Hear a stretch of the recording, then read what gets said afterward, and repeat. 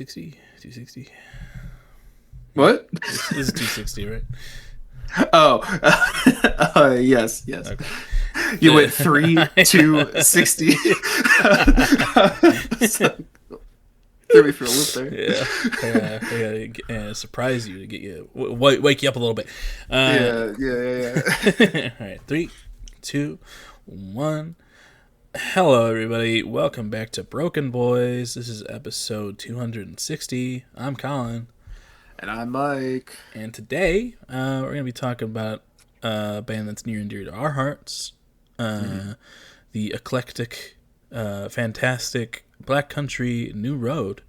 Going to be talking through their albums and their live album and telling you how we feel about them as a group and each album. But before we do that, how was your week, Mike?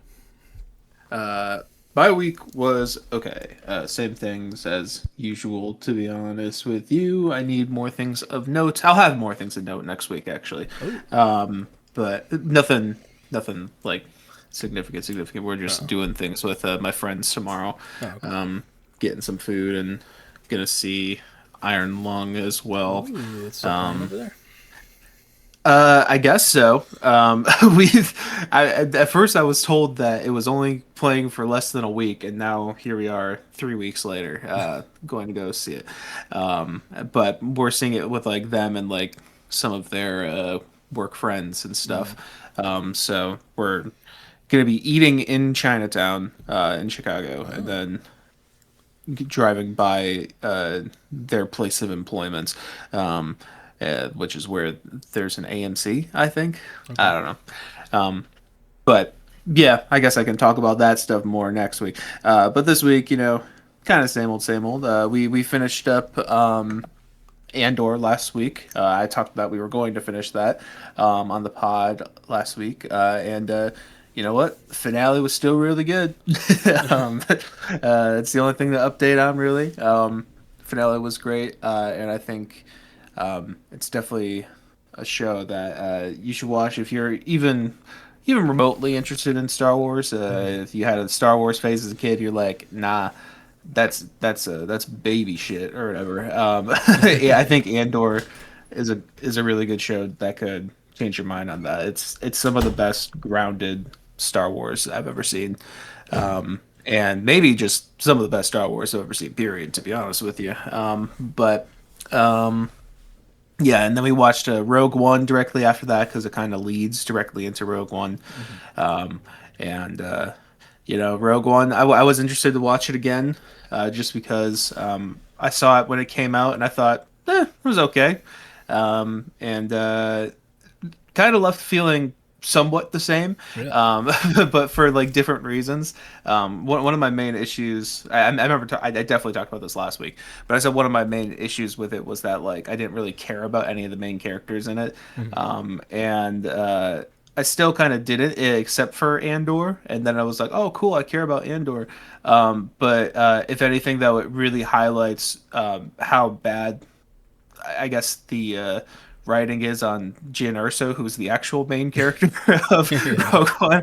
I'm like, wow, that she really feels like kind of a pointless side character in this movie now. But it was pretty cool. Watching that again, though, I appreciated the like set design and stuff of that film a little bit more this time. Very, very cool visuals in that film, if nothing else. And also the action is pretty great too.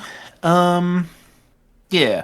But that was last week, and kind of didn't really do much over the weekend, I don't think. I don't believe there was much happening there. I didn't write it down if there was. And yeah, just been working on music stuff that I'm super excited about. Gonna be able to record some things tonight and tomorrow night because I have the house to myself. And there's some cool things I want to do, like recording live piano for the first time is what I'm going to try for a track I'm working on. Hoping that doesn't become more of a project than I'm anticipating it to be, but I'm sure it will. but doing things like that, doing some vocals, things of that nature.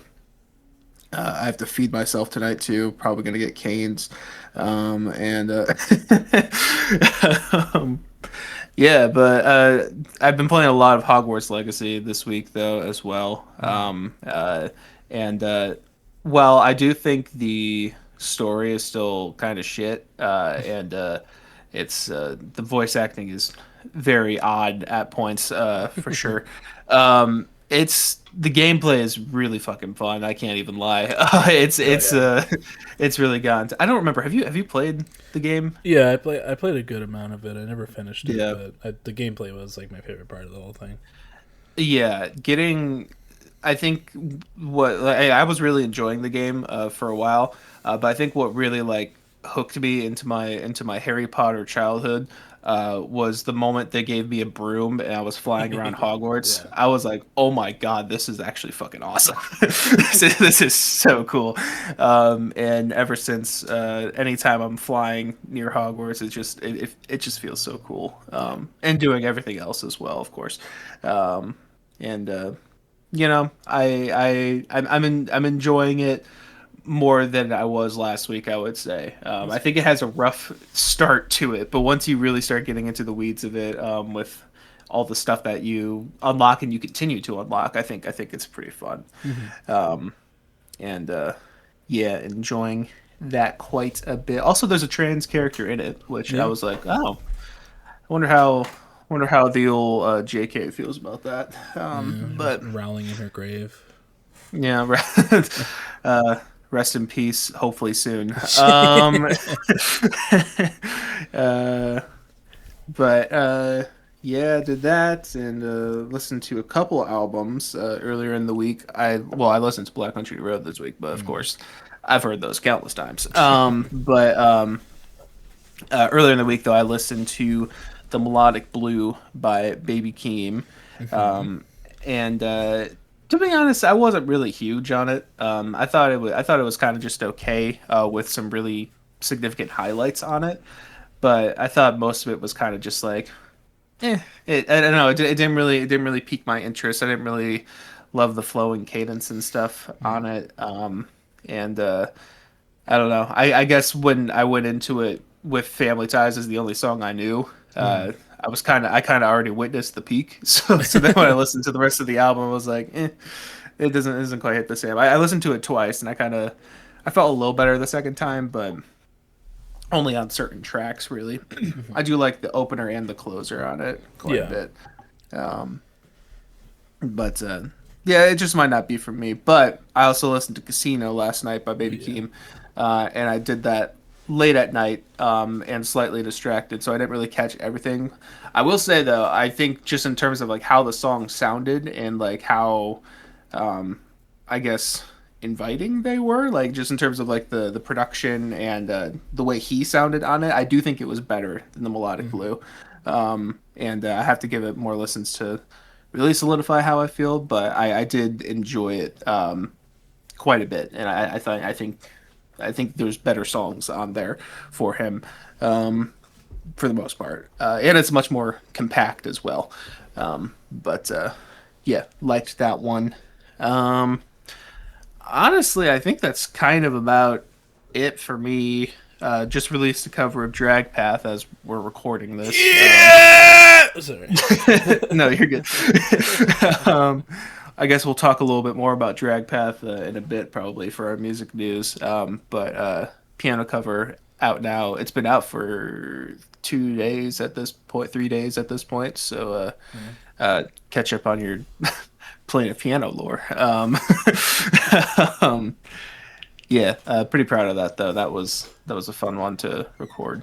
Um, yeah, yeah. I Yeet. think that's about it for me though. How you feeling? How was your week? It's all right. I hate my job. Hmm. Yeah, I especially fucking hate the Shamrock Shake. Oh my Oh god. no.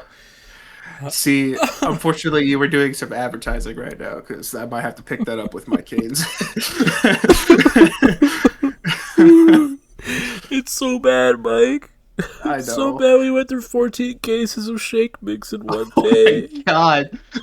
We went through 14 cases of shake mix, and then they started the 2 for $7 filet deal Oh because no. Lent at the same Oh time. yeah. Lent and Shamrock shakes. Oh, Aiden.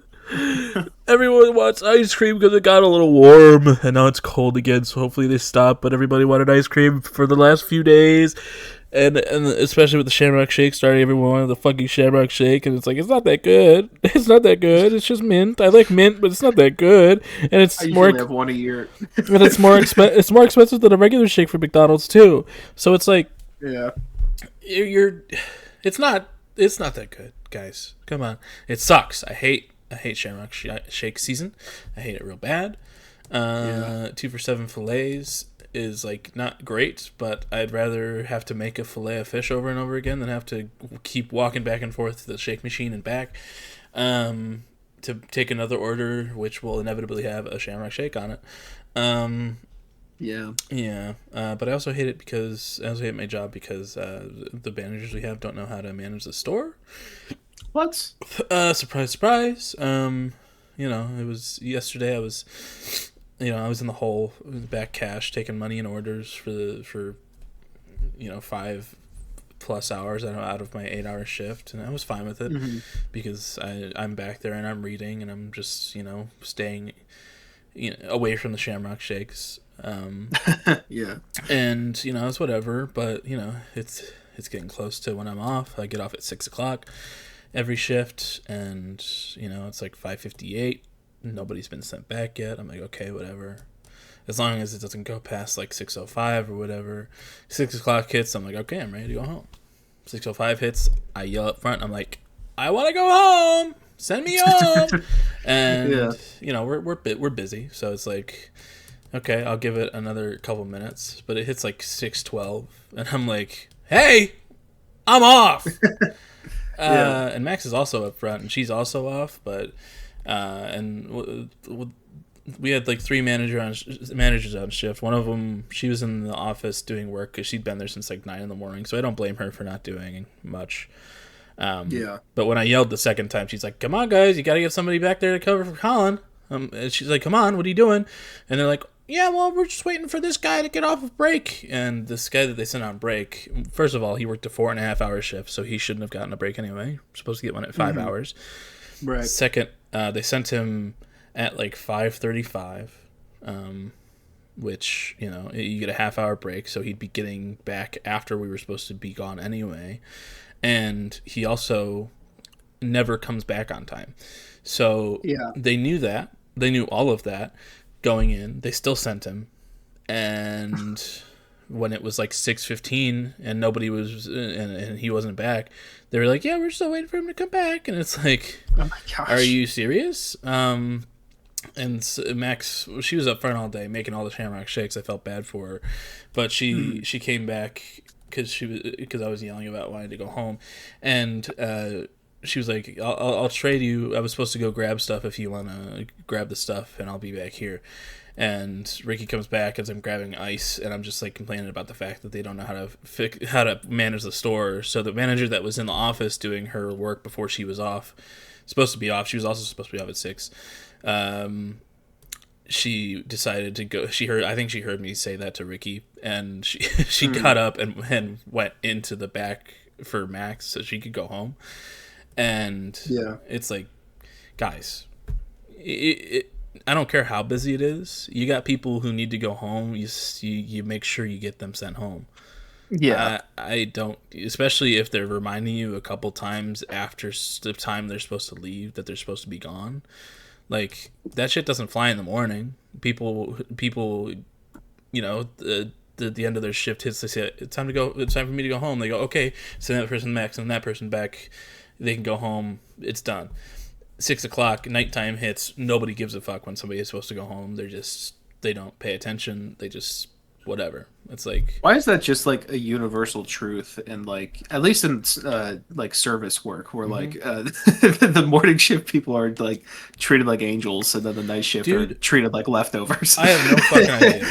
Dude. Like the Or, I morning mean, I shift. guess you're I mean, I guess maybe sometimes you're night shift, but like, Yeah. you know, just everyone else. I don't know. Yeah, morning people, they have to wake up early. Sure, they chose Yeah. that. They get here at like between 4 and 8 in the morning and work till 12. It's between 12 and 3, and 4, and it's like that sucks to have to wake up early. But I come in at 10 o'clock on the weekdays, and I work the end of breakfast, the beginning of lunch, and then into dinner time. You guys work breakfast, maybe a little bit of lunch, and then you guys get to go home. The midday people deal with the brunt of every fucking meal. Every meal. And the brunt of people as well. Yeah.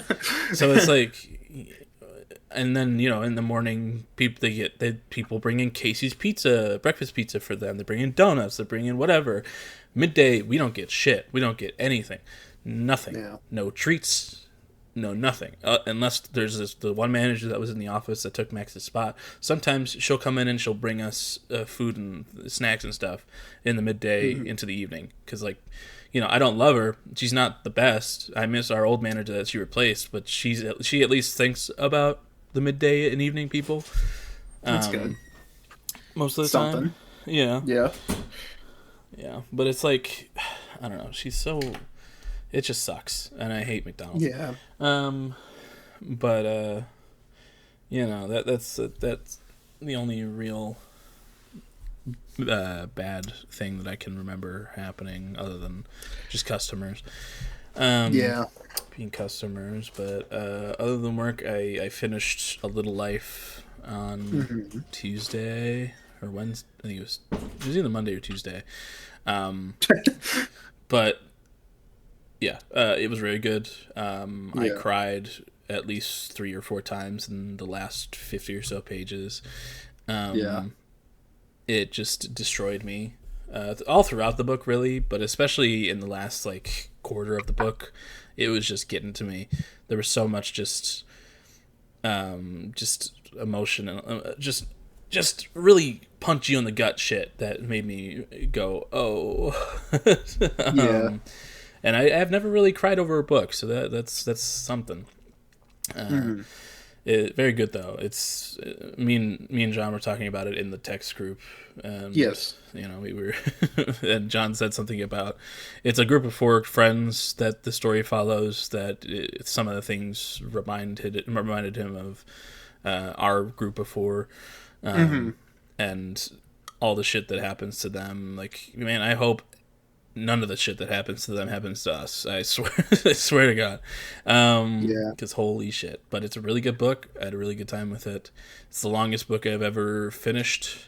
I feel good about it. And I did it within 2.5 weeks or so. So, it felt good. And wow. Wait, I didn't realize it was that short. 2.5 weeks. Yeah, that is pretty crazy. Yeah. And I read a book before that too. So. Right. Yeah.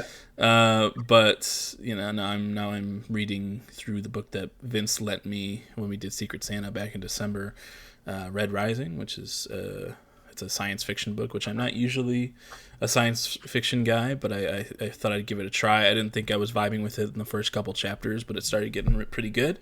So about 100 pages into that so far, and we'll see how it goes. I'm liking it.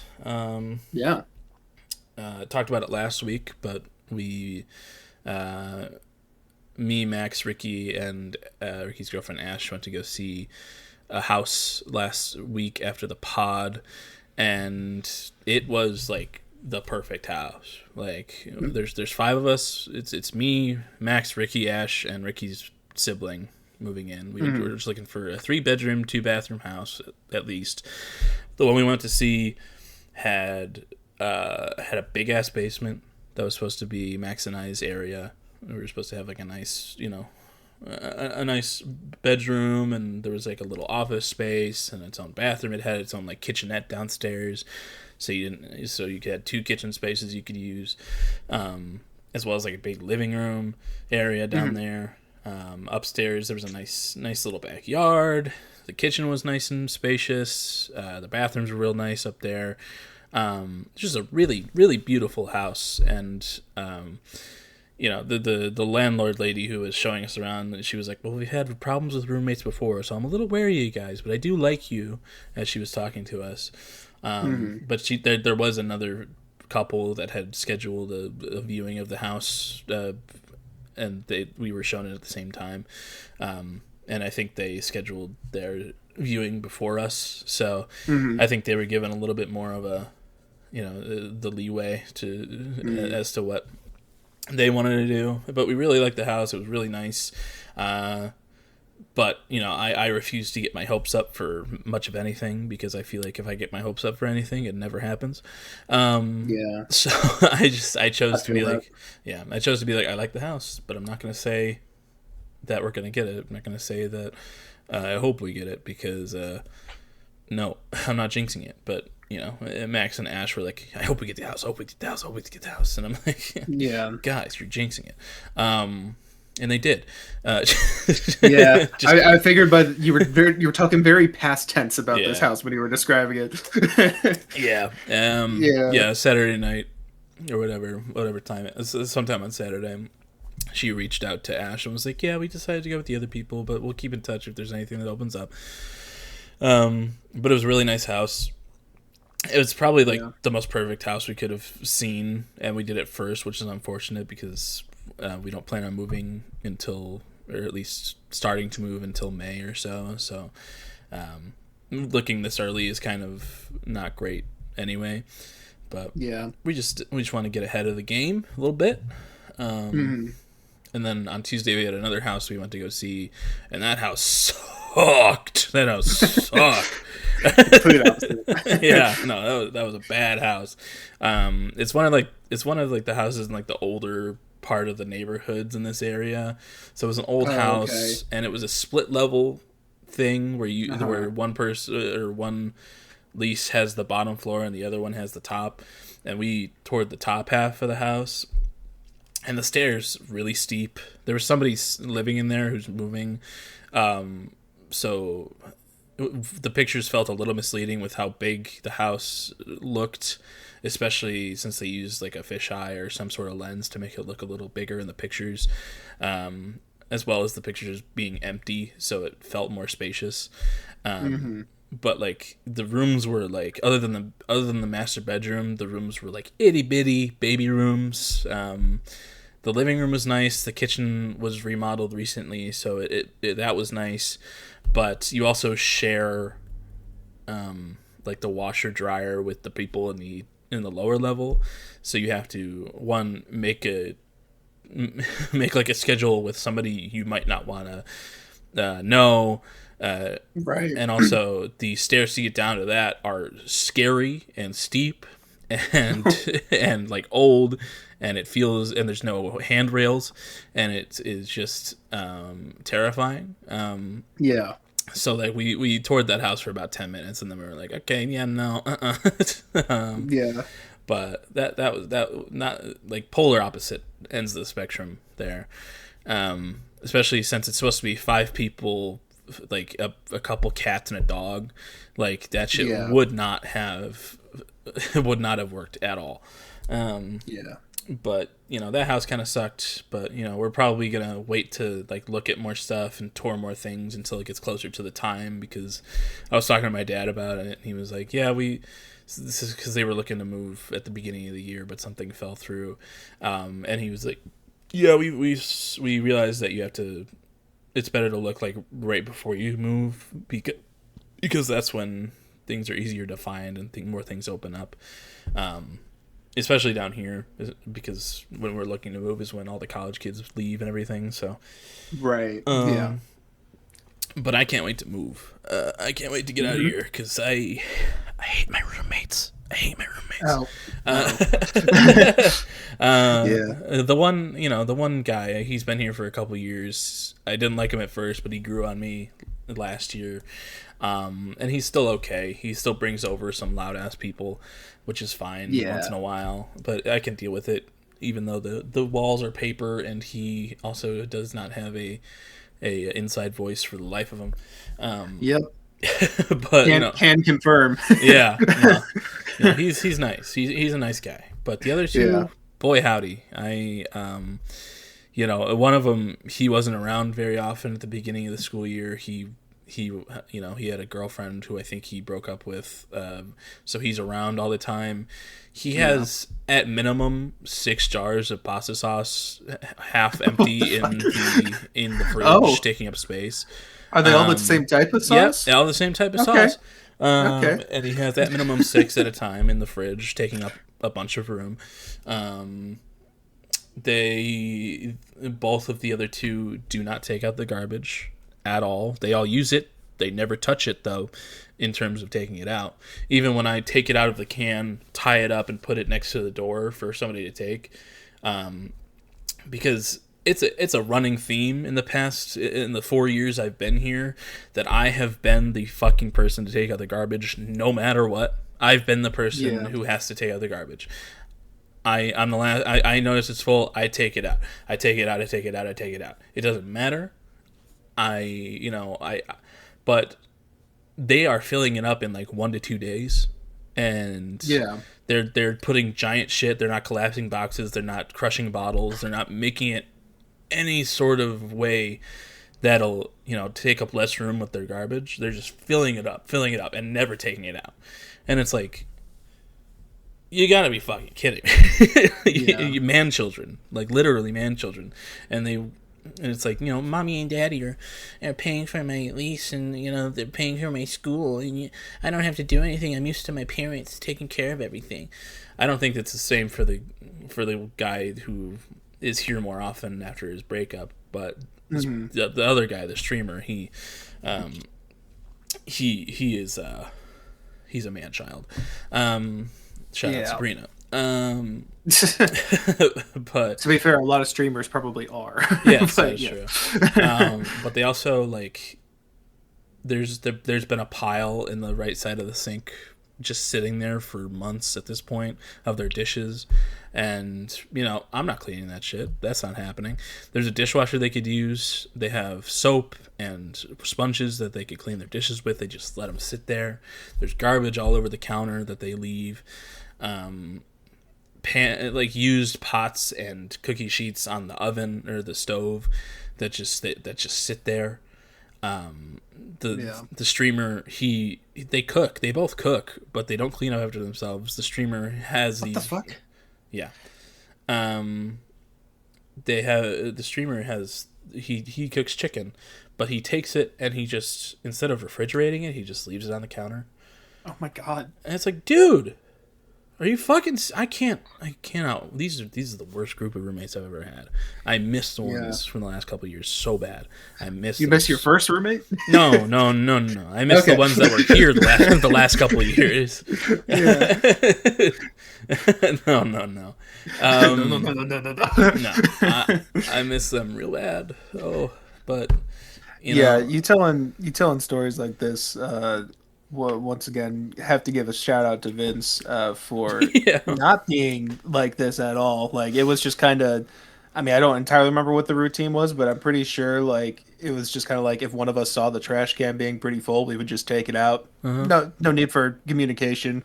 Maybe every now and then one of us would be like, "Hey, do you mind taking it out? I don't feel like going out there," and that would be that. Yeah, it's kind of crazy. Yeah, no, I know. And then they also they love to like hog the washer dryer. I work at McDonald's and I like to clean my clothes after I'm done using them. But fucking weirdo. I know, right? But I have to I have to wait for them to use the washer and the dryer, and sometimes they leave it in there for hours or through the night, and it's like, you can't do that with this many roommates. You just can't. That's not how that works. It's like, God. And the two that I was just talking about, they've only been here for a year, and we just got our like notice to vacate when our lease is up. On everyone's moving out. It's like, what's the point of living someplace for a year? Unless you're graduating, but I don't think either of them are. And it's like, oh my God, you came here to trash the place, not take care of it, and then you're just leaving. And also, there was a leak in our ceiling again above the washer dryer that happened last year when we had a big snowfall and it all melted on the roof. It melted through the roof and into the ceiling and down into our apartment, and they came to fix it. The maintenance crew came to fix it. They left the garbage for whatever they used to fix it on our kitchen table, and then a bunch of crumbs from the ceiling all over the ground for me to step all over, which is just awesome. I hate this place so much. The new management from the past couple of years has been so ass, and I hate them with my entire being. Don't live here. I won't say where it is at the moment, but don't live here. I'm bleeding a lot this week, but that's okay. Got to vent. Yes, but I also go ahead. Oh, I was just gonna say, whenever you guys do move in somewhere with Ricky and Ashley, I will colloquially be referring to it as the play place every time I come visit. Just so you know. Yeah, that's cool. Yeah. I'll take it. Yeah. Even once all of us find new jobs and we're not working at McDonald's anymore, it's still the play place. That's how it came to be, you know. Don't forget your roots. Never. But otherwise, I also listened to Casino last night. I wasn't as delirious as you were, or distracted, so I had a good time with it. I think that some of the lyrics I wasn't super big on. Some like, this is my bitch. This is my bitch. I love bitches. Right. This is my bitch. And it's like, okay. But there was also some really good emotional, more introspective, personal stuff that Baby Keem talked about on this record, like how he grew up, how his grandma died in the last couple of years, and that might have been why it took so long to put out a record, because that's who kind of raised him. I do think it's a little short for my liking. It's 37 minutes, so it's not like super short, but I would have preferred something a little longer for the amount of time that it took between the first and the second record. I think that the genre blending across this thing was really cool. There were like more poppy, more dancey type tracks across the thing that switched it up a little bit that I thought was really cool. I think that he did a lot of different flows across it that were really interesting. Kendrick's feature I wasn't like huge on, but I didn't hate. It was just him talking about wanting to touch the booty, wanting to see the booty, and it's like, you know what, me too, man. But overall, I liked it quite a bit. I think it could either grow or shrink on me depending on the listens I give it. But there was a lot of good stuff on it, and I haven't listened to the Melodic Blue in a while, but I don't think this one has as many like banger songs, especially not to the level of Family Ties. But there's definitely not a Family Ties banger in there, but I do think the introspective stuff was a lot more I guess interesting to me on this one. Yeah, no, it was good, and I'm glad we got a new Baby Keem record. It's been it was about time. It was past due, to be honest. No, for sure. He got some extensions for bereavement period, but that's about it. Got extensions because he pulled some leverage with his family. Had them threaten the teacher or whatever. Yeah, exactly. But that was good. Max and I started playing Dispatch again, but Max is the one making all the decisions this time. Nice. So we're playing that together. She wants to romance Blonde Blazer instead of Invisigal, because Invisigal annoys the shit out of her. So we'll see how that goes. But I like. I still Dispatch. need to play that. It's a good game. Also, playing Rivals and a truck simulator when I'm listening to stuff as well. Yes. But I think that's basically my week. Sick. Yeah. Hell yeah. And I'm sorry, I'm taking over here for transition, I guess. There's some music news that happened this week. Some things. For one, we can talk about, like I was mentioning earlier, Drag Path by 21 Pilots came out. This was, we didn't even know about this last week. It was like early in the week, they were just like, yeah, Drag Path coming out tomorrow with a music video. And it's just like, what? um, Okay. and yeah, they did announce ahead of time that it was a shortened version. It's an altered version, so that the people who bought the original track for $8 or whatever, they could still have an exclusive version of the song, and yeah, but it came out the next day. It's shortened down a bit and has a music video. Uh, I guess I guess to talk about the song first Yeah. itself. I still think it's good. Actually, I still think it's great. To be honest, I really like. I think it's a little more fully produced, even though it's shortened down. So like the drums in particular sound a lot better Hmm. on it, in my opinion. And I actually really wish the extended version had the drums that sounded like this. But it does kind of take. They did kind of take a lot of the really cool creative decisions out of the song a little Yeah. bit. A lot of the interesting stuff about it and how it's like kind of 3 minutes of build up into a huge final climax section. Now it's just kind of like a few verses and then big ending pretty much. Yeah. And it's like it still works, but it's just not quite as good. um but I don't know, what are your thoughts on just the song itself, I guess. Yeah. I mean, The shortened version. like you said, I like I like the production. I think it sounds better as from that standpoint. Um, Hmm. but I am still more into the extended regular original version. Yeah. Original recipe. I think that one just has a lot more emotion to it. Yeah. With that build up, like you were talking about. And I've listened to that one so much that like coming to this one, it just kind of threw me for a loop a little bit, and I wasn't expecting it to be changed in the way that it was. Hmm. And I still like it. I love Drag Path, but I do like the original a little bit more. Yeah, Yeah. completely fair. Um, yeah, and then it came out with a music video as well. And the music video, I didn't know this at first. I don't. I think a lot of people didn't know this at first. And I kind of wish it was maybe disclosed a little more clearly. But the music video is not an original piece of media. It's a short film that came out like 2010 or something like that. Wow. That was repurposed for being a music video for 21 Pilots. Um, in all fairness, it is, well, it's credited and everything like that, of course, and I'm sure that artist was paid a lot of money for that video.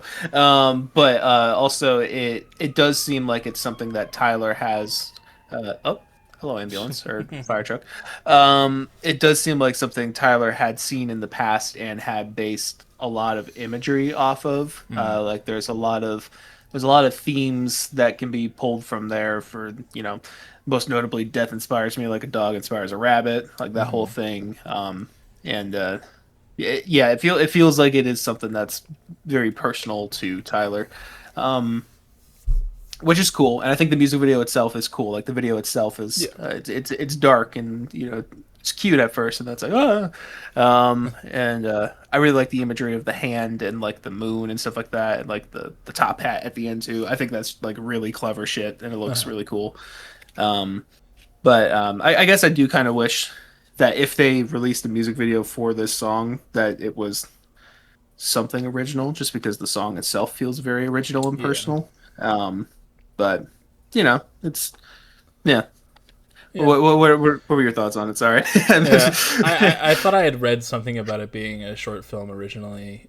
Yeah, But I didn't really look into it. But that's really cool. I think that, yeah, especially in in this era of AI and everything, yes, yeah, using somebody's hard made hard work of like stop motion animation as a music video is really cool. hmm Keeping that art alive as well. But I'm in the same boat where I wish that it was something that actually featured the band, and it maybe not, even if they didn't want to do more lore stuff, just like something more personal, like you were saying. Yeah. I think that it's really cool. I love stop motion as it is, and I think that it's a really well done animation. I especially love that the magician hat, taking the ribbon out of the hat. I think that's probably my favorite part of the music video. But yeah, just, something more personal would have been cool. I do think it's cool that they're highlighting that like you said might have had a lot of influence on Tyler and imagery he's used over the years. But you know, it's good. Yeah, no, I think it's good as well. And for some reason, the Twitter fan base is imploding currently with 21 Pilots. I'm glad you haven't seen this. Have you seen any of it? Oh, okay. I only saw it as a bystander because someone on Reddit was talking about it. But yeah, the Twitter clique has decided to absolutely hate on them for not condemning ICE and Israel, and all this stuff. Which, like, I don't know. We've talked our opinions on it before. I don't necessarily think. I mean, obviously, I'm sure they have opinions on stuff, but like they don't. You know, they're musicians who aren't political musicians. They talk about mental health and stuff. Like, I don't know. But there also were some stuff that I think was a little more serious about. I haven't seen too much into it, but there has apparently been like some allegations about their crew and stuff. I don't think it's any of their close crew from what I can tell. But it is like people who have like worked with the team that have, groomed fans and stuff like that, and not good stuff. But again, it's like, I don't know, that's something that hopefully gets resolved in private. They don't need to make a statement about fucking everything, you know what I mean? I don't know. It's very parasocial over here. Yeah, we've talked about that whole thing about making statements about certain things before, like you said. It's like, obviously it'd be cool to have everyone's favorite artists come out and be like, I hate ICE, fuck Israel, free Gaza. But not like most artists aren't going to do that. Most of them aren't going to come out and and make these big statements, and you kind of have to accept that with artists. Like they don't. It's not their responsibility. Sure, I don't think it's right to expect that of an artist who hasn't previously shown that they will do stuff like that either. Right. You know what I mean? Like you'll expect it out of like Rage Against the Machine or fucking Chappell Roan or whoever. Right. The fuck. People who have made explicit political and socially relevant statements in the past. Yes. Who haven't been pushed to, like Tyler, like Josh, have been pushed to do in the past. Like, we've seen this over the years that they are not going to come out and make these big statements unless they are forced to by the fan base. But it's like, just chill, guys. Yeah, it's pretty crazy over there right now. So once again, glad I'm not really on Twitter. So yeah. Just Drag Path is cool. Go check that out. Mm-hmm. Yes. And then I talked about them a couple weeks ago, but American Football did announce their tour. But also this week, just quietly on a post to Twitter where I saw it, they announced their fourth album is coming on May 1st. So American Football LP4 coming out May 1st. I'm very excited for that. Me as well. The cover, I was thinking, I'm already thinking about Brokies this year. I'm thinking album cover, red album covers with trees on it. But even if we don't get, I hope this wasn't the one album they were planning on naming, and I hope it wasn't going to be Piss in the Wind. Cause, that would have been very unfortunate. Highly inconvenient timing. But I'm looking forward to that as well. And then there was also an announcement from Mr. Cameron Picton, who is formerly of Black Midi. Oh. He was the other vocalist who would appear on great tracks such as like "Slow" and "Near Detroit, Michigan." His new band, which is called My New Band Believe. They've been touring and stuff like that, and playing some shows, but they announced that they have a record coming out April 10th. And there was a cool post he did about it, like talking about a lot of the stuff that's on it. Apparently, there's no electronic instruments on it at all. It's all very organic. He had like a list of like all the players on it. There seems to be like a lot of like woodwinds and shit on there, a lot of strings, a lot of really cool stuff. And I'm like, buckle me up, bro. Or sign me up. Buckle me up. That's not a term. That sounds a little different from what I was intending. Sign me up for that. Tie me up. Gag me up. Tie me up and insert it into me, preferably in my ears. But I'll take it anywhere else. Imaginal disc style. Yes, I'm looking forward to that. That's April 10th. I don't remember if I said, but coming up here fairly soon-ish. Yeah. Nice. That's all I got for music news. I don't know if you got any more. I don't think so. Casino dropped, like we talked about. Yes. But yeah, and then next week we got a couple releases. So we got there's like 3 and Mitski, Gorillas, and one other I forget. I'm also forgetting at the moment. It's another. Oh, Bruno. Yeah, we got 2 artist analysis coming out. 2 artist analysis alumni coming out next week. Our running thing for alumni artist analysis releasing albums after we've talked about their stuff is just going tenfold this year. It's true. To be fair, and like I know I've made statements like that in the past too. I have thought about that more. It's like, I think just logically it does make sense that when we're covering modern artists and we do more and more episodes, that probably we're gonna have more alumni each year. No. We are the personally making. We are the yes. Happen. I'm sorry. Yes. I'm speaking hearsay right now. Yeah. Especially with like American football, Bruno, who hasn't released an album in a long time. Like we talked about them last year. And we talked about them last year, and then they have albums coming out this year. So it's like we did that. Exactly. We did that. You're welcome. Fan bases. But I might have to cancel all plans for next Thursday night so I can listen to at least 2 of those before getting on the pod. We'll see about I think the Gorillas one's going to be long too, isn't it? Probably. Anyways, then I don't have any world news down. You got anything? The only thing I got was something that got alerted to me via the news apps this morning, was just that the Supreme Court blocked a bunch of tariffs that Trump wanted to do, which is a big blow to him, which is very cool. Yeah. But it also means that whatever tariffs he tried to do, it's gonna be like big refunds and stuff to like shipping companies or whatever. So, cry me a river, Donnie. I hate the Supreme Court. They suck, but I'm glad that they did something right. Yeah. Kind of surprised because isn't the Supreme Court like really? It's very red. Up his ass. Yeah. But yeah, that's all I got. The Olympics are happening. The Winter Olympics. Yes. I've been seeing a lot of stuff about the figure skaters being a couple of woke young women. Especially Alyssa Liu. I think she's like 20, but she, her and one other American figure skater or something. She I don't know. I think they're both figure skaters.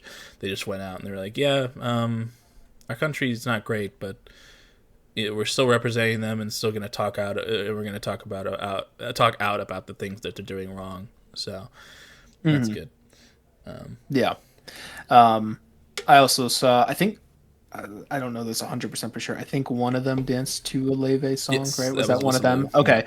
Yeah. My mom, well, we have a TV down here now, and she knocked on my door, came in, and she's like, one of those skaters is dancing to a song you like, or to an artist that artist you like. She always refers to Leve as that artist you like because she's always afraid of mispronouncing it. And I was like, oh, okay, that's cool. I figured it might have been like one of the newer stuff or something. And then I took my headphones off and I heard Promise playing, and I was like, oh, that's a face fucking pick for a song. Yeah. So I did actually watch that performance. It was very beautiful. It was done very, very well, and I'm glad to hear that she won a gold medal for that. Yes. Yeah. Yeah, and that Leve's attached to it too. That's Yeah. pretty cool. Very cool. I think And one of the best Leve songs attached. Yes. To it. America also beat Canada in curling for the first time ever, I think. Stuck in Canada. Yeah, fuck you. We can push the big concrete thing with brooms better than you can. Yeah. And I think they also beat Canada in hockey, which is kind of crazy. Nice. For a Well, goal. actually, that's really fucking crazy. Yeah. In hockey. Yeah. Yeah. But I haven't watched hockey and curling. Right. Damn. Yeah. No, what does Canada have to live for after this? Yeah. Maple syrup making at the Olympics next year. Yeah. But yeah. Poutine eating challenge. Poutine. Yeah, I've never actually had poutine, but I've always wanted to. Me neither. Yeah, when I was in Canada, I should have gotten poutine there, but I didn't. Mr. Chance can't ever get it again. Nope. But, can not a poutine. There's something in there. There's something in there. yeah. I'm not figuring it out right now, but there is something in there. Yeah. You think on that Okay. as we begin our artist analysis on Black Country Yeah. New Road. Black Country New Road have 3 official albums. We also included their live album from Bush Hall. We're gonna talk through each album, give you our thoughts and opinions and our favorite tracks, and we're gonna do that for everything that we listen to, and then we're gonna give you our overall thoughts on them as a band. Oh yeah. You're their biggest fan. You want to start? I can start off. Yeah, sure. Yeah, Black Country New Road. I mean, I think it's worth noting that I think we kind of alluded to this throughout the episode, but we've both heard all these albums before, and I think multiple times for each of these albums as well. So very familiar, but that means we can go very in depth this week. At least I do. But yes, we start off in 2021, which is very early start date for an artist analysis here, but with For the First Time. I still see people to this day refer to Black Country New Road as a post-punk band, which is a little crazy when I think this is their only project that's fully in that lane. But regardless, this thing is sprawling with both teenage angst and creativity. Even this early on, every song is multidimensional and has a satisfying structure, leading to absolutely incredible climactic points. Their sense of pacing will stick with them for every project here on forth. But the way it's explored in this darker soundscape with edgier stuff is what led to me falling in love with the band in the first place. The rhythms and grooves are so tightly interlocked, and the way they integrate sax and violin with one another really shines on this record in particular, just because I feel like in these darker post-punk type things, you hear sax sometimes, but the violin adds just a whole nother layer to it, which is just really cool. It's always a great texture change when those two come in, as they usually provide like the brighter sound of the dark things. But yeah, and then of course there's Isaac Wood at the helm here. I'll have more to say about him on the next project, but he successfully sounds like a deranged British man mumbling about everyday observations. I think he fits the music and the youthful tone of the project, but I will say that I'm glad we got a little bit more out of him once Ants from Up Here came out. He does, however, absolutely crush the 2 big high points on this album. At least for me, the 2 big high points are Sunglasses and Opus. Both are absolutely incredible tracks that engage me every time they come on. Sunglasses being a 9-minute monster split into like 4 different parts. And oh my god, the way that thing progresses is unlike anything else I've ever heard in music. The part in the middle where like the entire band just melts into one another into like a slow a slow, horrific soundscape. It's just one of the coolest effects I've heard a band do purely with their instruments, like no electronic influence or anything. Mm-hmm. And yeah, that whole last section kicks so much ass in Sunglasses as well. And finally, Opus is such an underrated track for them. I think the way it goes back and forth between the two different sections, but then keeps progressing each one in different ways, it's really fucking cool. And it leads to such a fiery finish for the album. I could keep gushing about tracks like this for ages, but I gotta end this now because I already know I'm gonna have a ton more to say about Ants, and I do. But this debut is really, really good and contains some of the best material that the band has ever done. My favorites on here are Sunglasses, Opus, Instrumental, Athens, France, and my least favorite, if I really had to pick one, it would be Science Fair. I love the ending of that song. I think it's just kind of the first part that doesn't quite hit as hard for me. But overall, I would give the whole thing a light 9. It's a fantastic album. Yeah, it really is. Yeah. Yeah, for the first time, I said, "Goddamn, what a way to explode onto the scene and make me explode all over the screen." Yeah. This sound is so much different from what's to come. It's honestly nuts. The dark melodrama, the way Isaac yells his way through so much of this record. This whole album is like a masterclass in cohesion, as everything fits so well together and never feels out of place.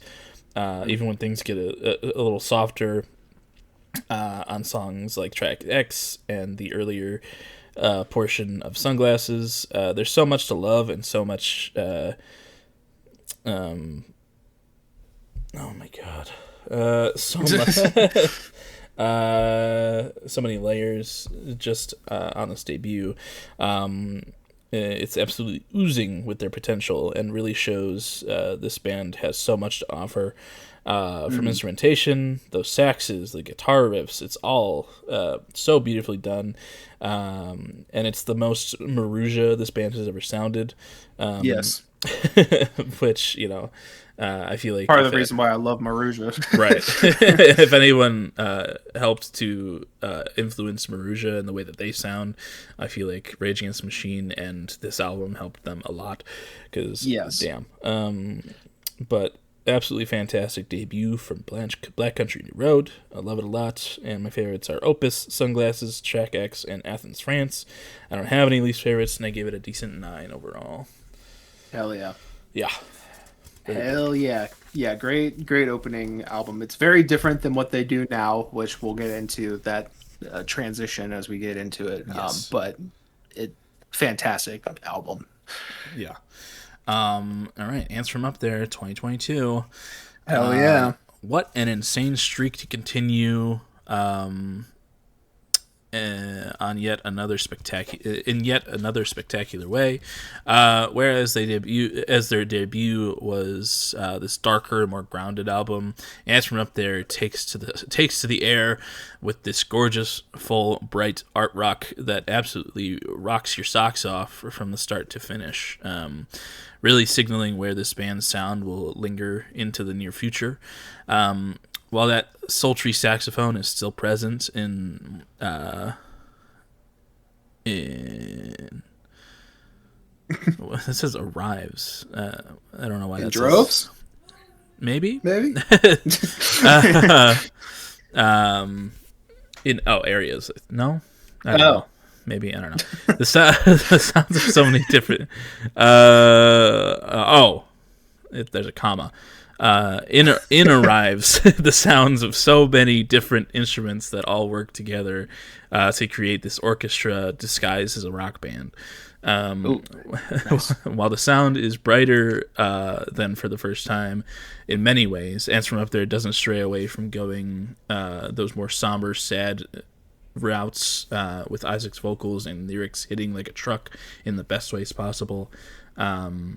Everything in this record is so beautifully put together and doesn't falter a single time. It's an absolute feat from start to finish and would be hard for any band to top if they released Any band would have a hard time topping an album this good. Is what I'm trying to say. Yes. It's really fucking good. But my favorites are the place where he inserted the blade, Concord, Haldern, Good Will Hunting, Bread Song, Chaos Space Marine, and Basketball Shoes. I don't have a least favorite, and it's a 10 for me. Yep. Cool.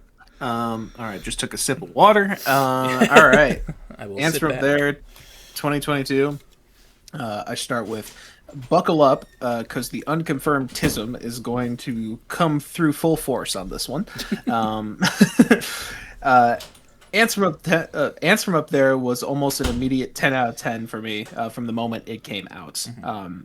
I still vividly remember sitting in my apartment on release night with a new pair of headphones and an empty schedule for the night, only to absolutely bawl my eyes out for the majority of the record. Yeah.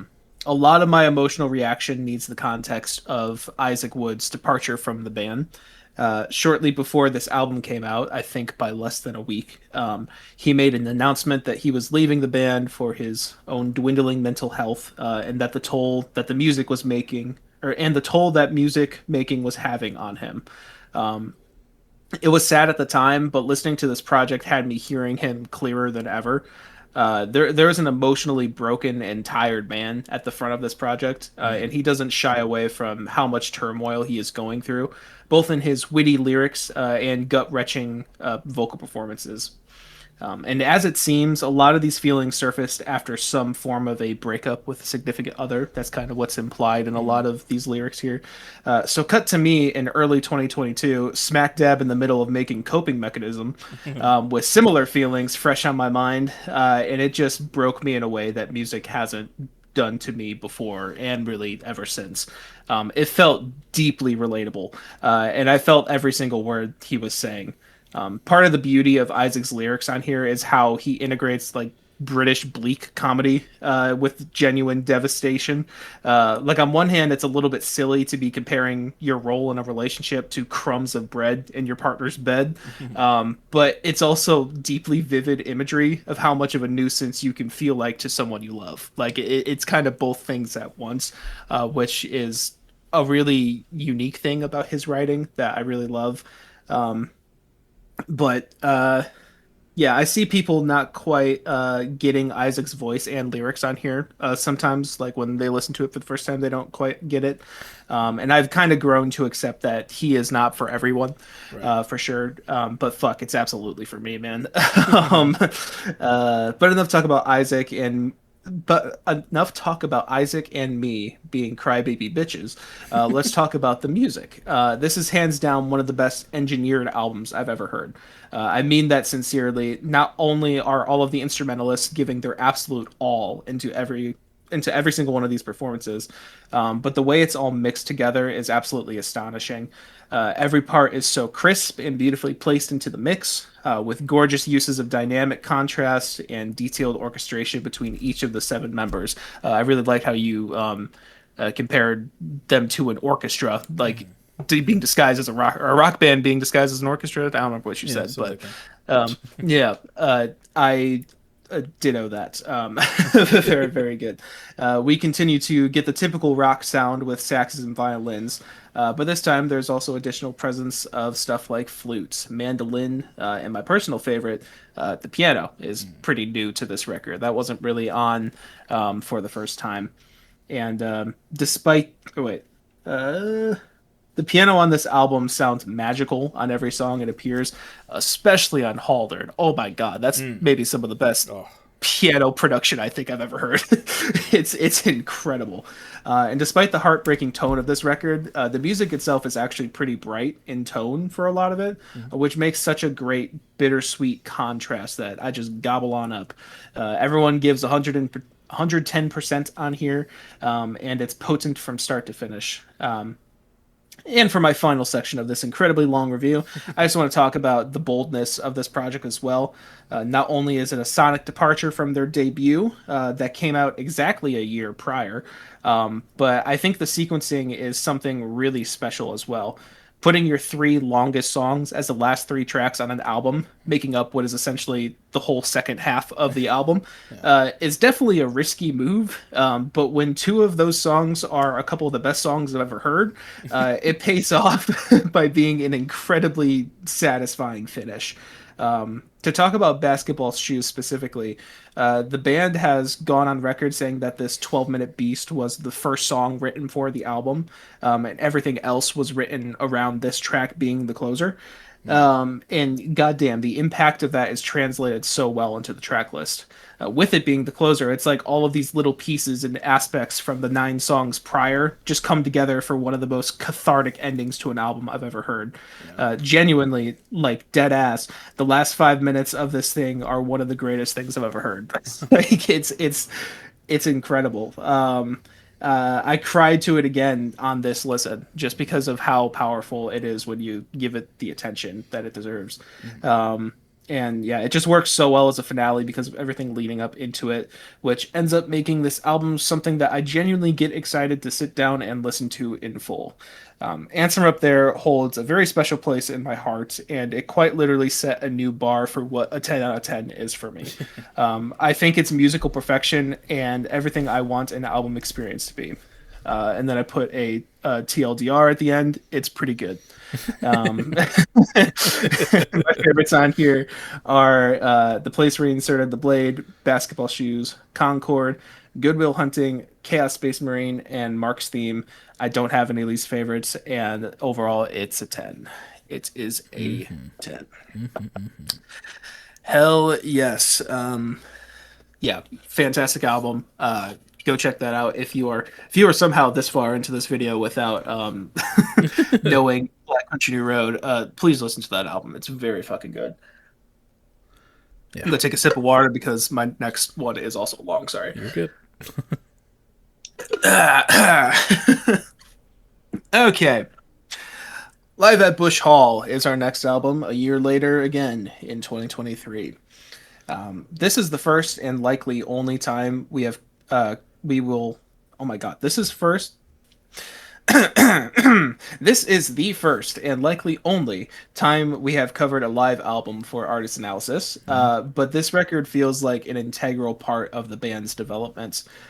After losing their frontman after their most successful album, there were a lot of questions as to how the band would continue forth with an iconic part of their music gone. And their approach was to start touring with the 6 remaining members, playing pre-existing solo work from bassist Tyler Hyde, along with writing whatever new material they could whip up for a live setting. This led to a couple new songs from saxophonist Lewis Evans and pianist May Kershaw being thrown into the mix as well. Live from Busch Hall was originally intended for a video format, with the set list being shot and produced for a high-quality YouTube release. But after what I can only assume was pressure from the fan base, they caved and released a physical/streaming copies of the set, and here we are today. Despite being a recording of a live set, this thing still sounds really good. Oh my god. I look away for 1 second, I get lost in the wall of text. This is in part due to the insane band chemistry these guys all have. And the audience being respectful of the dynamic shifts within their music. But the actual post-production on this mix is very full and brimming with character. You can hardly tell it's quote-unquote not produced until the crowd starts cheering at the end. The only time the live element feels like a hindrance is unfortunately on Lewis's couple of tracks. It's cut from the streaming version, but he did explain in the original video that he was sick for this recording. He doesn't sound terrible or anything, but he does have the unfortunate situation of being a male voice reminiscent of Isaac, directly following him up while being vocally impaired.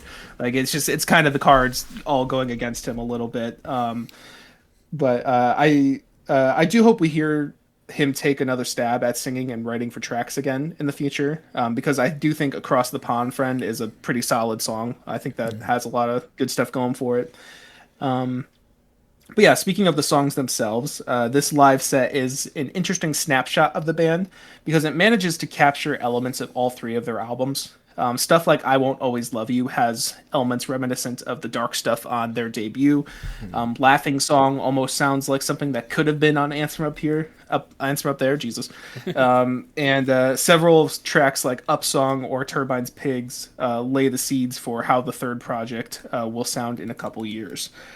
It's a transitionary period created out of necessity for material, and given that pressure, I think the project is really damn good. Turbine's Pigs is a clear standout for me here. May gives an absolutely breathtaking performance from start to finish, both vocally and pianistically. And side note, I wrote the word pianistically, not knowing if it was a real word, and it is a real word, so there you go.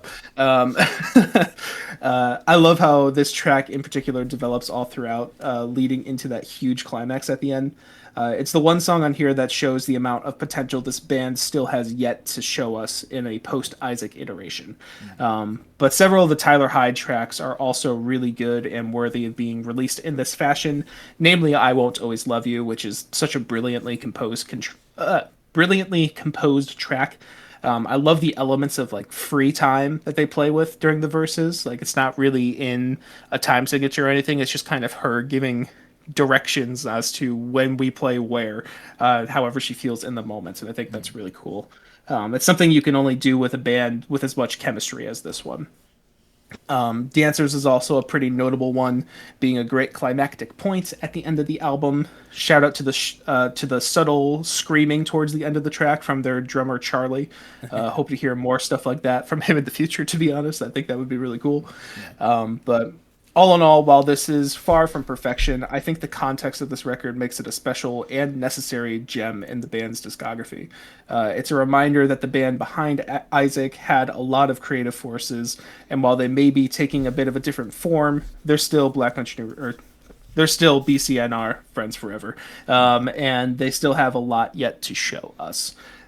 My favorites on here are Turbine's Pigs, I Won't Always Love You, Laughing Song, Dancers, and Up Song. And my least favorite is The Wrong Trousers. And I also threw The Boy in there. I do like The Boy a lot, but I do forget it exists a lot. And overall, I gave it a decent 8. All right. Cool. Yeah. Yeah. Live. Yeah. Take a breather, Brittany.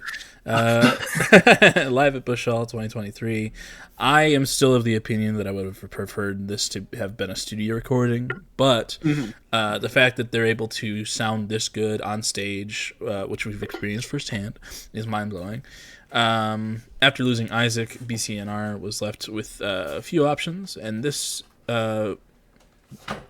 began their heavy storytelling era, which has continued into their most recent record.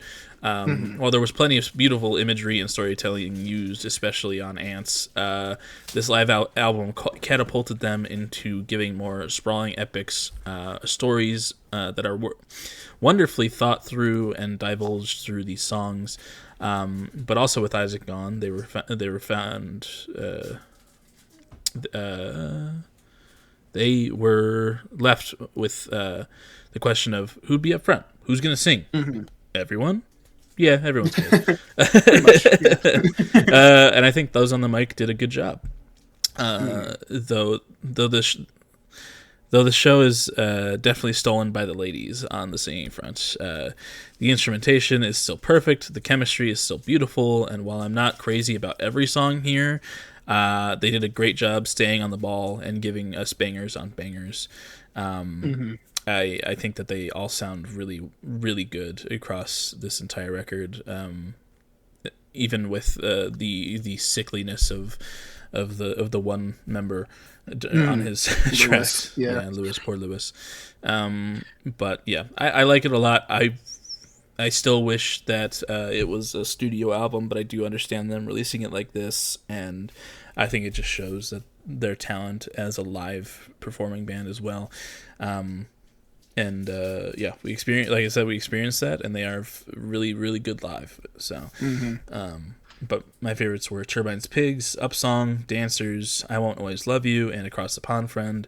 My least favorites were The Boy and The Wrong Trousers. The Boy I've always disliked since it came out. Yeah, I know you haven't been huge on that one. It's grown on me a little bit. I'll listen to it once in a while, but I just while I do really like their storytelling, I think they do a good job of storytelling across their songs. That one just doesn't connect with me at all. Yeah. But I give this one a light 8 overall. So still Hell really yeah. good, but Yeah. a little bit of a step down from Ants for sure. Yes. Yeah. Which, understandably so. Yeah. Oh, yeah. Like you said, it's nearly impossible to follow up a project like that. Yeah. All right. The most recent album to date came out last year, 2025, Forever How Long. I don't really know how to start talking about this record, so I'll just say I still really enjoy it. The storytelling I mentioned from Bush Hall is still here and even more refined. They give us full, emotional, engaging stories disguised as songs, especially Two Horses and Nancy Tries to Take the Night. Just absolutely fantastic performances lyrically. But those stories might not be nearly as engaging without the beautiful soundscapes created by everybody on their respective instruments, absolutely giving their all on whatever it may be, whether it's a sax, a clarinet, a piano, violin, you name it, it's probably there, and it sounds great. I'm also glad the singing on this record is helmed by the ladies, though. I don't think the fellas have bad voices by any means, but I can't imagine these tracks without those borderline operatic falsettos and other vocal talents across this record. While this album is very good, I don't feel as strongly about it as the first couple, but I would be more than happy if they continued down with this sound down the line. I think it's a really good comeback as a full studio album after their live album last. But I still really like it, though still not as much as the first couple. Still very good though. My favorites were Two Horses, Nancy Tries to Take the Night, Besties, Happy Birthday, Salem Sisters, and The Big Spin. And my least favorites were Socks and Forever How Long. And my rating is a decent 8. Cool. Yeah, Forever How Long, 2025. You may not have known how to start off your review, but I knew how to start mine. Shout out women for real, for real. Hey, for real. On this record, BCNR take a major risk by completely switching their vibe. Instead of making sad, mopey incel music, I don't actually see them this way, but I can understand why someone else would. The album takes a much more feminine emphasis, with the three ladies of the band heading the project. While the music can sound more jovial and contain topics like celebrating female friendships, the content can still get fairly dark on here, such as the tragic tale of Two Horses, or Nancy Tries to Take the Night, being about a woman who chooses to have an abortion and then ends up taking her own life at the end of the song. It's not, despite what some people like to say about this album, it's not all sunshine and rainbows. But I think the feminine perspective and the brighter instrumentals, I find them to be a refreshing change of pace for this group. I found myself listening to this record casually much more than their other projects, which I think there is something to be said about. Again, though, it being quote-unquote more casual is not something to scoff at, because I think this is also low-key their most complex album to date. Not only do some of these grooves sound like a goddamn math equation, which of course adore, but a lot of the song structures are really weird on here. It's a very detailed record with several one-off sections, and of course, very strong musicianship at the helm of it. This is the most I've been impressed by them on a technical level, and getting to see them perform this shit live was an absolute treat. And on top of all of that, the music itself is really great.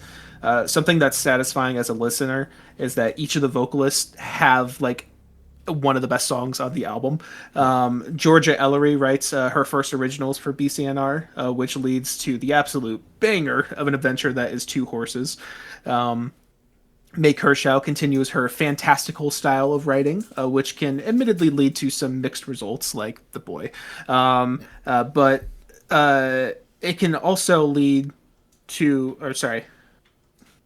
I shouldn't have put in my own anecdote there. May Kershaw continues her fantastical style of writing, which can admittedly lead to some mixed results, like the strangeness of the title track on this one, which I think the Forever How Long the song works better in a live setting than it does on a studio album, because I liked seeing that one live, but on the album it does feel a little weird. But she also gives us an epic like For the Cold Country, which is just such a great moment on the album. Just a really, really strong song. And Tyler Hyde gives us the aforementioned Nancy Tries to Take the Night, which is one of the most intimate performances on the album. Even if I'm not huge on the title track, there's really no stinker on this one, which is super commendable for how different this is for their sound. But at the core of it, I just love everything I love about listening to BCNR is on here. The dynamic songs, the incredible musicianship, the full sounding production, and the satisfying album flow. They know how to write some damn good tunes, and that has continued ever since. My favorites on here are Two Horses, For the Cold Country, Nancy Tries to Take the Night, Happy Birthday, Besties, and Goodbye, Don't Tell Me. And my least favorites are Forever How Long and Salem Sisters. And overall, I give it a strong 8.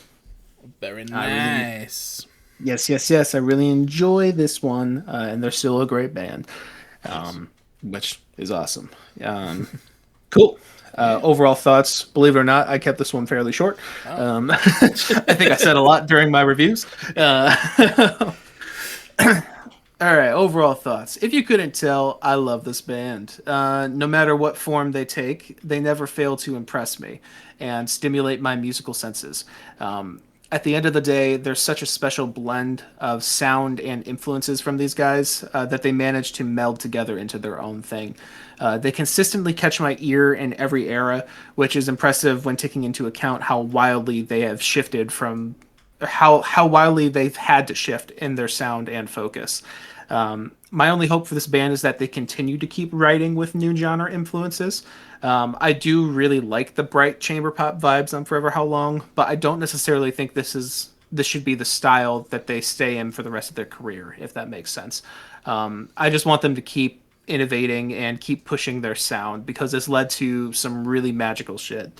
Answer Up There is always going to hold a very special place in my heart, but everything else here is just top-notch musicianship in album form. And if you enjoy this band, I would highly recommend seeing them live. It can really put into perspective how wonderful the chemistry is between this group and how rare it is to find a band that can do what they do. Okay, good talk. Yeah. My overall thoughts. Black Country New Road is such a unique group, and I can only see them getting better and better as time goes on. The ability to compress what feels like a whole orchestra at times into these songs, but still absolutely rock out on a whim, is such a cool thing. And I think you got to be a real nerd about music to make it all these moving parts work like they do.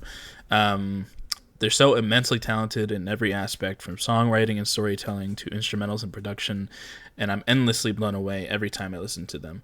I do miss Isaac. Those first couple records they hold a special place in my heart, especially Ants. But this group as is amazing, and I cannot wait to see their future.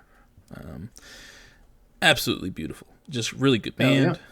And my album ranking is Ants From Up There, For the First Time, Forever How Long, and then Live at Bush Hall, and I gave them a solid 8 overall. Cool. My ranking is the same. Ants From Up There, For the First Time, Forever How Long, Live at Bush Hall, and overall I gave them a light 9. Beautiful, Yes. brother. Yes. Thank you for sitting through my my ramblings, my organized ramblings. I love hearing you talk about things that you love, Mike. So. Thanks, man. I love talking about things. Sick. All right. Hell yeah. Well,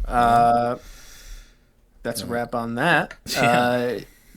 You were up for song of the week, unless you got anything else to add. No, I did forgot to mention we did talk about it a little bit last week, but we're going to see Jordy Griep live at the end of March, which is cool. Yeah. While I look at what we've had for Black Country New Road and what I can add to it. I'm doing the same thing. I'd search Black Country New Road. Black Country. All right. Yeah. Okay. I think I am going to do a song from Forever How Long, because we only have one in there. and I am gonna go with Nancy Tries to Take the Night by Black Country. Hell yeah. Road. I tried to take the word, but the word was dead. All right, that was Nancy Tries to Take the Night by Black Country New Road. What do you think, Mike?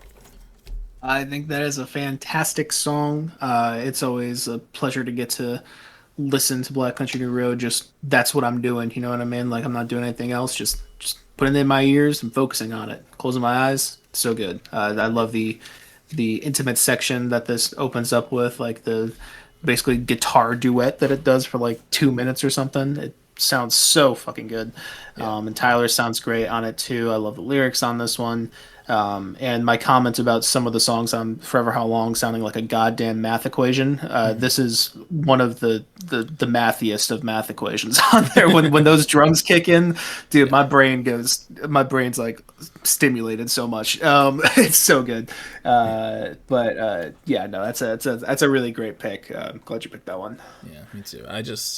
Ever since I first heard that song, even at the record store for the listening party, I fell in love with it. That one and Two Horses, just the way in which they are able to create these soundscapes and just further engage you with the story that's being told is so good. I love the switch up in the middle of the song, like you said, with the drums and the just it's so fucking good. And her voice is so engaging. I love the story, no matter how sad it is. It's just really damn good. So glad I could highlight that one. But what are you picking? Well, we're going to be highlighting the beginning and the ending of their saga. So far, well, not ending, but ending so far of their saga. I noticed in our playlist we don't have anything from For the First Time, which both of us really, really love. And I think that's a sin. And I think there's one clear answer as to what needs to get picked here, in my opinion. And I cleared it with Colin. He's okay with a longer song. So, not like there's very many short Black Country New Road songs. But I'm going to go with Sunglasses by Black Country New Road. Ooh, yeah. All right, so that was Sunglasses by Black Country New Road. What'd you think of that, Colin? That is a fantastic song that I'm glad you highlighted, because for its entire 10-minute runtime, it is engaging. Not a single falter in keeping my attention. Because much like Nancy Tries to Take the Night, there's a switch up in that song that just gets you even more engaged than you might have been beforehand. Isaac's yelling and singing, whatever you want to call it, talking throughout the entire song is just it's super interesting. They've always been good at telling stories or just like talking at you for a while, and this rambling is no exception. Well, I said For the First Time is the most Maruja this band has ever sounded. This is the most Black Midi sounding song I think they have, and that's fair. They talk about, I think on For the First Time, Isaac talks about falling in love in front of Black Midi. Saying I love you for the first time in front of Black Midi. I forgot that's a lyric. I'm so accustomed to it that it doesn't even faze me anymore. It's like, you know what? I see the influence. It's a fantastic track though. I love this song. Yeah, no, it's really great. There's so many quotables in this one as well. Like, there's just. I'll be completely honest. I was looking at the lyrics and like I was thinking to myself like, what does this song actually mean? When I was listening this time through, and I was looking a little more into it, and like there actually is a through line that's kind of interesting about like becoming an ignorant old man or something like that. It's kind of cool. But anyways, despite not knowing the story, though, there's so many just great lines in here. The absolute pinnacle of British engineering is one of my favorites. Leave Kanye out of this. Yes, yeah. Which just ages better with time, to be honest. Leave Kanye out of this. Yes, sir. I agree. Amen, brother.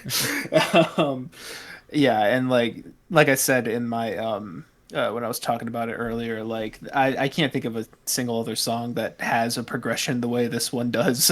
Like starting off like, I don't know if serious is the way to put it, but starting off like much more sincere than a lot of the stuff on For the First Time. Like it sounds like an Answer Up There song. Answer Up There, yeah, an Answer Up There song for like the first half of it, and then it switches back into the dark For the First Time post-punk type shit, and it just all sounds so good too. It's a fantastic track. Like you said, it doesn't falter for a single second. So, yeah, big ups. Big ups for sure. Big ups. Cool. Yeah. Well, if I think we're all good here, unless you got anything else. Yeah, me thinks we're good to go here. Cool. Alrighty. Well, if you're listening to us on streaming services, we thank you very much. We love you and appreciate you to death. Both of those things to death. And give us 5 stars or whatever on whatever streaming service you are on. And you can come on over to YouTube where we are under the same name, Broken Boys, capital N, BOIS. You can see our beautiful profile pictures this week. Last week you couldn't really see them, but I did change mine last week for the first time in a while. Yeah. I got Cassie Nandor looking like a cutie over here, and you got Markiplier looking like a cutie as well. You can see them having a lot of sexual tension. I think. Oh, really? If you imagine them like looking at each other right now, there's a lot sparking between them. So you should come check that out. I can feel it through the screen, and it's not just ours. So. Exactly. But also on YouTube though, you can get a whole bunch of stuff in the description for the Song of the Week playlists, that little segment that we just did. We've been doing that for 260 episodes at this point. So you can see those in those playlists. You can find Sunglasses by Black Country New Road, as well as Nancy Tries to Take the Night by Black Country New Road, as well as a bunch of other Black Country New Road songs in there. We have quite a bit in there. As we have, I think in the time that I've enjoyed this band, we've had the podcast. I'm pretty sure. Yeah, I think so. So yes, there's a lot to highlight there. So go check those out. We have 3 playlists down there. We have one for me, one for Colin, one for both of us combined. And we also have some personal stuff as well. For me, I make music under the name of Plaintive. I have stuff out on Spotify, most notably an EP that came out last year called Cyclicism, a little 20-minute bite-sized listen. Go give it a listen. I got more stuff coming soon. Coping Mechanism is there as well. I referenced that actually in one of my reviews. Go check that out. There's actually listening to Answer Up There in the middle of making that album did influence some of my production choices. I was like, I want to try and make this sound like Answer Up There. And didn't maybe succeed in that regard, but I did my best, and you should listen to that. You made a fully original thing that sounds fantastic, and you should go listen to both Coping Mechanism and Cyclicism. Go do it. Yes, thank you. You self-promo better than I do. But I also have stuff down there for my YouTube page where I just posted that cover of Drag Path. I have my TikTok down there where I'll probably have a clip of Drag Path in there as well. I think I'll do that today. And I have my Album of the Year page down there where I rate and review music. Check out my Drag Path review. I also have my Instagram down there. I set Drag Path as the song I was feeling a couple days ago, but it won't be there by the time the episode comes out. And that's about it. My relation to you, dear viewer. You thought about your Canada poutine thing? Or?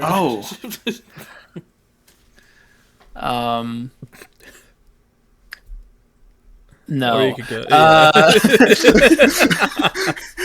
I thought about it again, and I'm like, I can't. That would have been a good bit to come back onto, though. I did think about it in the moment. I was like, oh, I should bring that up again later, and then I didn't. But what I did think about, though, during Sunglasses, and I'm sure you're going to love this one, this week, dear viewer, in my relation to you, of course, is I'm behind you in a field We're both out there, and I'm we're both out there digging in the ground looking for a certain kind of shamrock, so that we can put it in a jar, a bunch of them in a jar, and just shake that jar, to magically make the elixir of life. Um,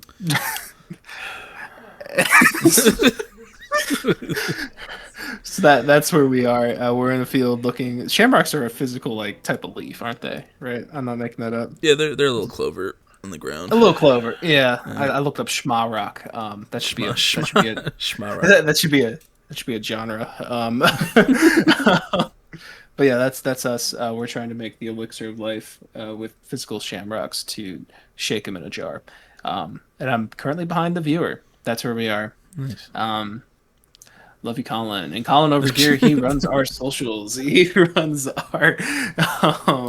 he runs our Twitter page where he updates when videos are posted, as well as updates anything else that needs to be updated. He also runs our Instagram page and our TikTok page where he posts clips of us being funny, saying funny things, and doing funny stuff. Yeah, you go check out all of those. Give him some love and support. Good stuff over there. But he also has some personal stuff as well. He has an album of the year page where he rates and reviews music, and he also has a letterboxd where he rates and reviews movies. And Colin, what is your relation to our dear viewer? Well, as we're walking up this hill, looking for clovers, looking for shamrocks, if you will, to shake up and give us just all the luck in the world. I'm gonna have terrible flashbacks to my time at McDonald's during this time of year, and I'm gonna start having a bit of a breakdown on this hill as we walk up, and Mike and our dear viewer, who just love Shamrock Shakes and have never had a bad experience with them, aren't going to really understand what my breakdown is about. But as I, through tears, explain what is going on in my head, we're all going to sit down on this hill, and I'm going to be comforted and embraced in a way that we like to do, with me in front of our viewer, Mike behind, and our dear viewer in the middle. And through tears, I'm going to look at Mike over our dear viewer's shoulder, and ask if we can never ever speak of the Shamrock Shake again. And Mike will, with his fingers crossed behind his back, say, "Of course, buddy." And then lay a nice smooch on my forehead, to which I will blush and smirk a little bit in this embrace that we like to call the love cage. And if you would like your very own love cage, all you must do, dear viewer, is drop your address in the comments below. We will find you. You won't know when, you won't know where. We will find you and give you your very own love cage. So drop that, Addy. Damn straight. Great job powering through that one. Hey, thanks. It was tough, but yeah. I'm low-key gonna get a Shamrock Shake later. I'll kill you. See you next week. Bye.